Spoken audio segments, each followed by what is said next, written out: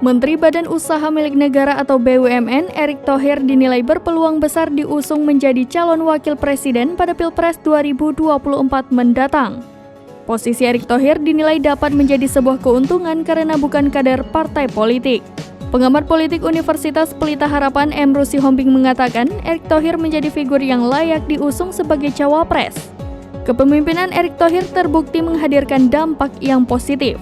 Tak hanya itu, ia mengatakan modal keterusungan Erick Thohir semakin dikuatkan dengan elektabilitas yang terus meningkat. Rekaman sejumlah survei menunjukkan raihan teratas elektabilitas Erick Thohir sebagai cawapres.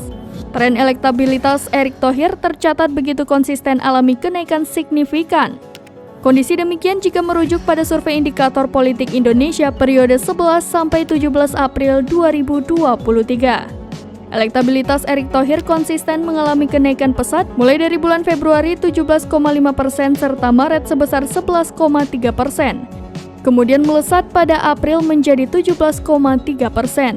Atas dasar itu, ia menilai keterusungan Erick Thohir konsisten semakin menguat.